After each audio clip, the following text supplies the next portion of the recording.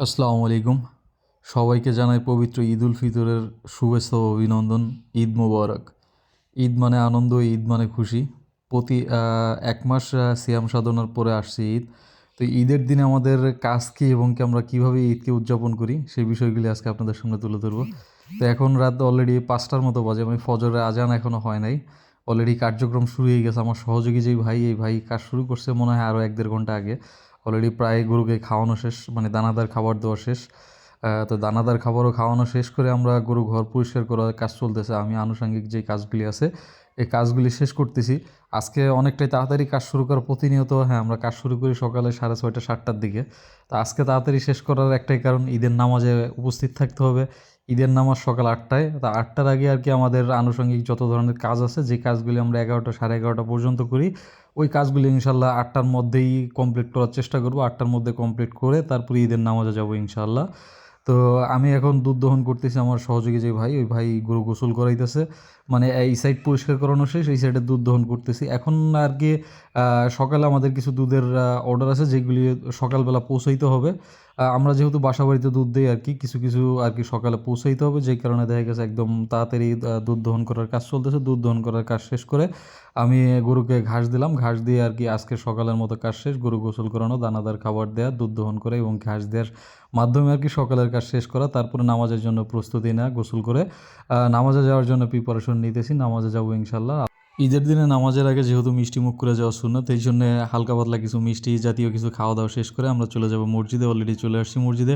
বাইরে কালকে রাত্রে থেকে প্রচণ্ড বৃষ্টি, তার মধ্যে থেকেও দেখা গেছে আমরা যে মসজিদে আর কি জুমার নামাজ আদায় করি, ওই মসজিদে আর কি ঈদের নামাজ আদায় করার চেষ্টা করি। নামাজ শেষ করে চলে আসছি বাড়িতে। বাড়িতে হইলো আমরা একত্রিতভাবে, জামাতবদ্ধভাবে যারা একত্রিতভাবে নামাজ আদায় করি, তাদের পরিবারবর্গ সহ আমরা দুপুরে কিছু মেহমানদারির ব্যবস্থা করি। আমাদের পূর্বপুরুষের আমল থেকেই এই প্রথাটা চলে আসছে, আমরা সেইভাবেই করার চেষ্টা করি। তো সেই মেহমানদের জন্য রান্নাবান্নার কাজ চলতেছে। রান্নাবান্নার কাজে একটু সহযোগিতা করে আমরা চলে যাব বন্ধুদের সাথে একটু হ্যাং আউট করার জন্য।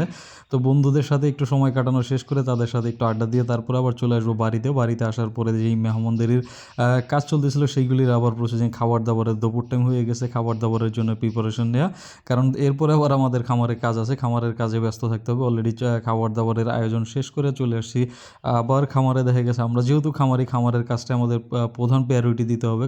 খামারের কাজের ফাঁকে ফাঁকে আমরা যতটুকু ঈদের উদযাপন করতে পারি সেই ভাবেই আর কি চলার চেষ্টা করতে হবে। কারণ খামার অফ দিয়ে ঈদের উদযাপন করা কোনোভাবেই সম্ভব না, যেহেতু আমরা একজন খামারি। তো খামারের কাজ আগে, তারপরে অন্যান্য কাজ।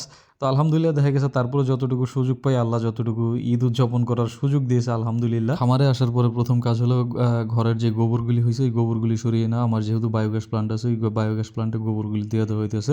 বায়োগ্যাস প্লান্টে গোবর দেওয়ার পরে একটা একটা করে গরুকে দানাদার খাবার দেয়। আমি যেহেতু ড্রামে করে দানাদার খাবার দিই, দুইটাকে একত্রিত দিতে পারি। আমার আজকে কাজের লোক নাই, কারণ আমার যে সহযোগী ভাই, ওই সহযোগী ভাই সকালে একবেলা কাজ করে দিয়ে অলরেডি ঈদ উদযাপনের জন্য ছুটিতে আছে। তো আজকের কাজটা আমার আব্বা আমাকে সহযোগিতা করতেছে।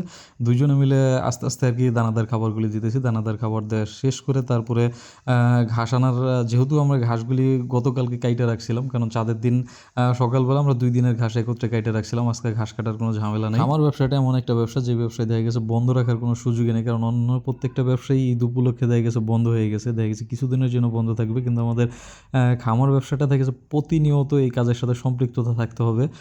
আর এটা দেখা গেছে ব্যবসা বলাও ঠিক আছে, আবার দেখা গেছে গরুর সাথে থাকতে থাকতে গরুর প্রতি এমন একটা মায়া কাজ করে, যেটা দেখা গেছে তাদের কষ্ট দিয়ে কোনো একটা কাজ করা এটা কোনোভাবে পসিবল না। কারণ দেখা গেছে আমি যদি সকালবেলা খামারে একটু লেট করে ঢুকি বা খামারটা পরিষ্কার পরিচ্ছন্ন না রাখি, হয়তো দেখা গেছে গরুর জন্য আহামরি খুব বেশি একটা সমস্যা হয়ে যাবে না, কিন্তু নিজের কাছে ভালো লাগবে না। গরুকে ঠিকমতো দানাদার খাবার না দিতে বললে, গরুর দুধ দহন করতে না আসতে বললে, বা ঘরটা পরিষ্কার করতে না পারলে, গরুকে কাঁচা ঘাস দিতে না পারলে নিজের কাছে যতটা কষ্ট লাগবে এটা ভাষায় প্রকাশ করার মতো না। কারণ গরুর প্রতি এরকম একটা মহব্বত তৈরি হয়েছে, যে কারণে দেখা গেছে গরুর খামার করে হয়তো ঠিক আছে। কারণ গরুর প্রতি যদি মহব্বত না থাকে, গরুর প্রতি যদি মায়া কাজ না করে, তাহলে সেই খামার করে লাভবান হতে কষ্ট হয়ে যাবে। গরুর প্রতি যদি আপনার মায়া কাজ না করে, তাহলে গরুর আপনি সঠিক যত্ন নিতে পারবেন না। আর যদি গরুর সঠিক যত্ন না নিতে পারেন, তাহলে ওই খামার থেকে ভালো কিছু আশা করা সম্ভব নয়।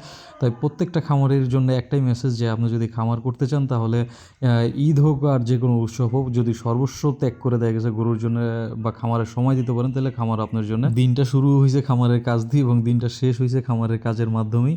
তো খামারের কাজ শেষ করে চলে এসেছি এক জায়গায় দাওয়াতে। আমার এক কাকার বাড়িতে দাওয়াত ছিল বন্ধুদের সাথে। অলরেডি জায়গায় চলে আসছি। তো আজকে এই পর্যন্তই। সবাই ভালো থাকবেন, সুস্থ থাকবেন। আল্লাহ হাফেজ।